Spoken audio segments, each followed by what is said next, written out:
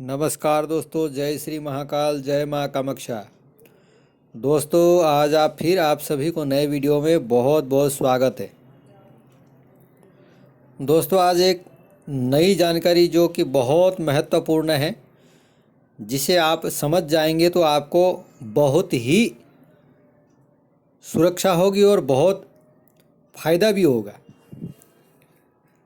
दोस्तों, ऐसा है, हम लोग रोज़मर्रा की ज़िंदगी में घर से बाहर तो जाना ही पड़ता है काम करने के लिए, या फिर किसी न किसी काम से जाते हैं, या फिर कोई रिश्तेदारों के यहाँ, या फिर कहीं घूमने के लिए किसी भी जगह कहीं बाहर जाते आते रहते हैं।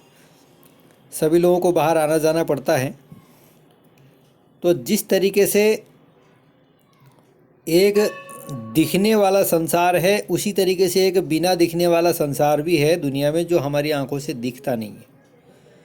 असल में ये है कि हर जगह, किसी भी चौराहे पे हो, कोई नदी किनारे पे हो, कोई बस स्टैंड पे हो, या रेलवे स्टेशन पे हो, या रेलवे पटरी पे हो, या फिर कोई पेड़ के नीचे हो, सब जगह कोई ना कोई चीज़ ज़रूर होते हैं। चाहे वो अच्छी भी हो सकती है, चाहे वो गंदी भी हो सकती है। जब हम घर से बाहर निकलते हैं तो क्या होता है कि जहाँ जहाँ से हम गुज़रते हैं, या फिर जिस जिस जगह में जाके बैठते हैं थोड़ी देर के लिए भी, वहाँ की बहुत सारी चीज़ें जो हमारे ऊपर आकर्षित हो करके, या किसी लालच बस आपके साथ जो है वो लग जाती है।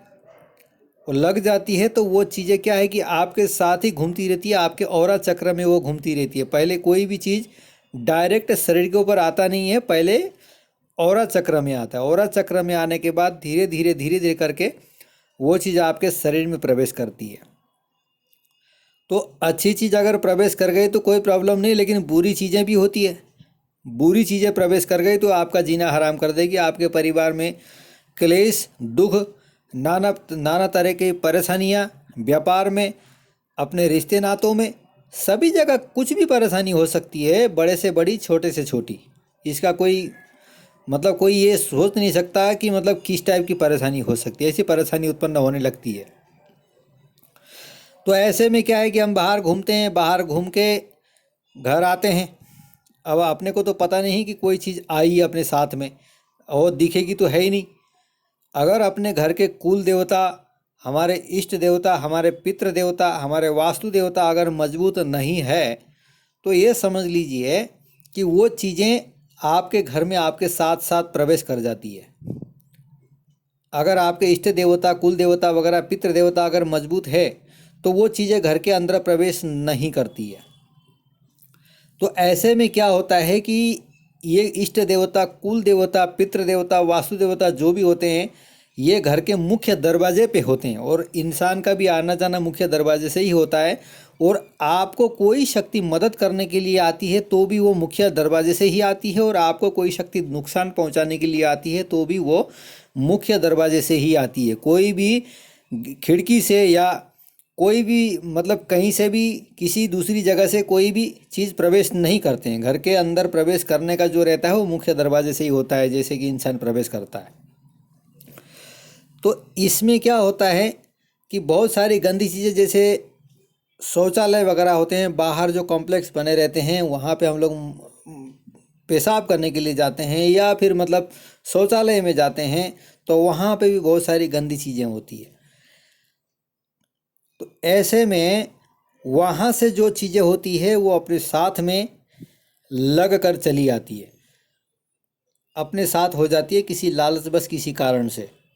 ठीक इसी तरह चौराहों में भी बहुत सारी चीज़ें होती हैं।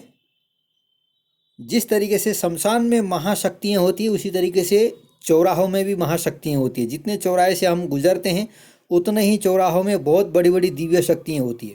तो वहाँ से भी बहुत सारी चीज़ें अपने पास आती है। फिर किसी के घर में गए, वहाँ से भी बहुत सारी चीज़ें अपने साथ में लग के आती है, अपने को दिखती नहीं। अगर अपने ग्रह वगैरह भी स्ट्रांग है तो वो चीज़ें इतना ज़्यादा अपने ऊपर हानि नहीं पहुंचा सकती है, परंतु फिर भी बहुत ज़्यादा हानि तो पहुंचा ही देते हैं। बहुत सारी चीज़ें ऐसी होती है जो शक्तिशाली होती है, जो हानि पहुंचा देती है।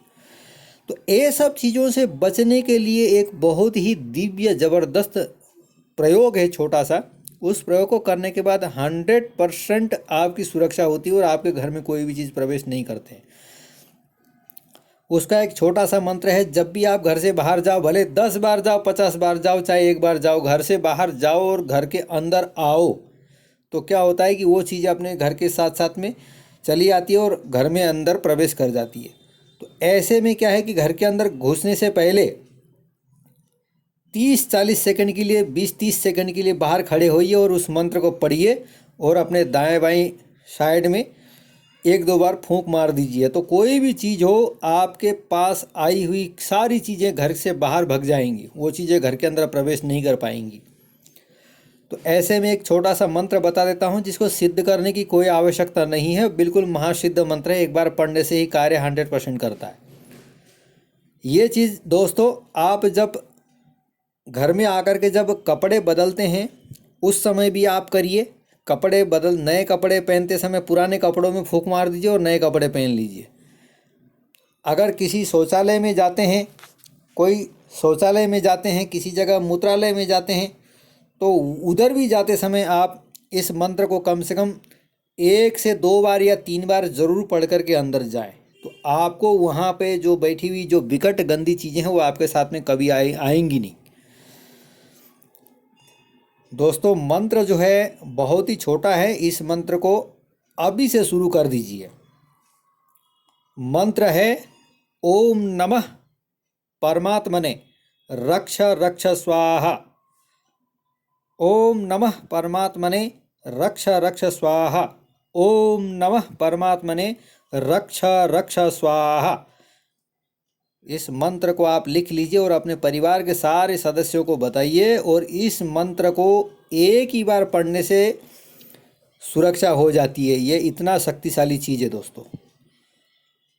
घर से आप जब भी बाहर जाओ और बाहर से अंदर आओ, घर के अंदर आने से पहले 10 सेकंड, 15 सेकंड, 20 सेकंड बाहर ही खड़ा होकर के इस मंत्र को पढ़ के अपने सीने में फूंक मारिए, या अपने घर पहुंचने से पहले ही फूंक मारना शुरू कर दीजिए। फूंक मारते हुए अपने घर में प्रवेश कर जाइए। कोई भी चीज़ आपके साथ में आई हो तो वो आपके घर में प्रवेश नहीं करेगी।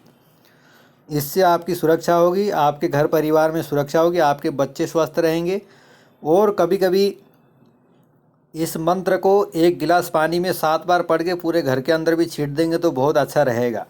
दोस्तों, अपने पितरों को, कुल देवता को और वास्तु देवता को, इष्ट देवता को मजबूत करने के लिए कोई सा भी धूप से अमावस के दिन में गोबर के ओपले जला करके, कंडे जला करके ज़रूर धूप दे दिया करिए। इससे देवता भी स्ट्रांग होते हैं और आपके घर की सुरक्षा भी होती है।